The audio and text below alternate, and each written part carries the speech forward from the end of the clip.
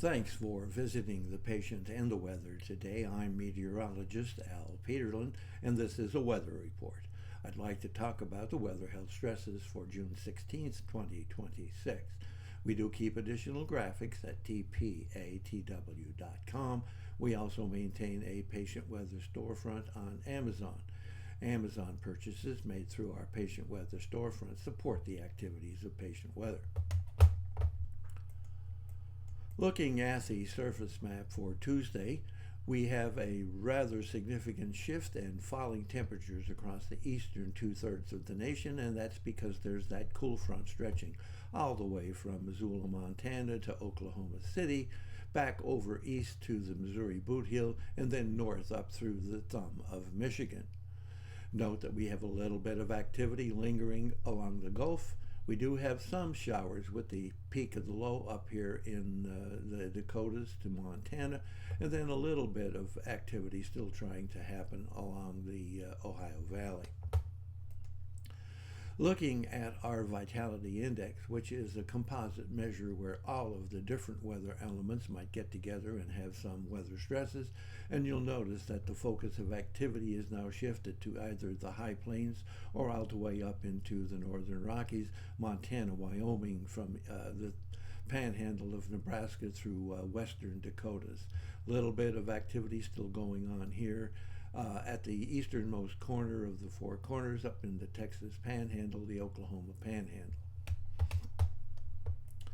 Pressure change is always important, and we're looking at falling pressure all the way from the northern Rockies and then up the plains all the way from Texas Panhandle across Oklahoma, Kansas, and up to the Dakotas, and then swinging off through the middle Mississippi Valley into the Ohio Valley. Note the most significant areas, of course, are up here in eastern Montana, eastern Wyoming, and western Nebraska and the Dakotas. A little bit, again, going on here in Oklahoma, and then some more focus of intensity falling pressure up here in Michigan. Note that we do have one area of rising pressure right along the coast of the Northeast, basically taking in Delaware, New Jersey, Connecticut, Massachusetts, and the easternmost portions of New Hampshire and Maine. Temperature change, very interesting, as we have the eastern two-thirds of the country falling back to normal or nicer temperatures. We have a surge of temperatures trying to make its way from West Texas all the way up the high plains into the easternmost corner of the Rockies and up into, in fact, Wyoming and Montana. So a surge of temperatures right up through the high plains into the Rockies.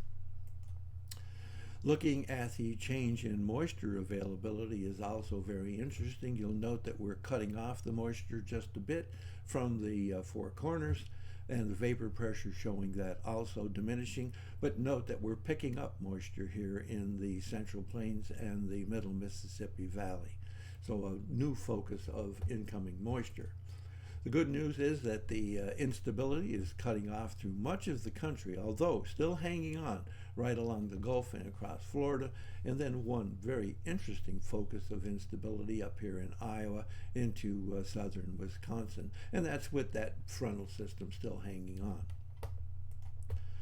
Looking at the change in oxygen availability, again, it's a very different pattern than we've had recently. We do have migraine stresses across Washington and just along the Oregon coast. We do have a risk of migraine stresses here in South Texas, about San Antonio, just not quite making it up into Austin. We have a significant risk of migraine up here in eastern Minnesota and Wisconsin, trying to make its way into the Michigan Upper Peninsula. Moving to the east, you'll see we have a risk of migraine here, especially across northern Georgia and South Carolina.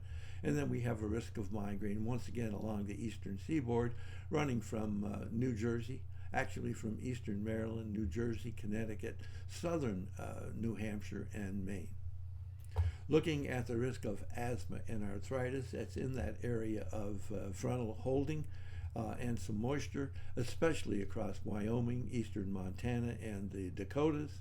Note we also have a risk of asthma and arthritis from the Texas Panhandle across Oklahoma into central Kansas.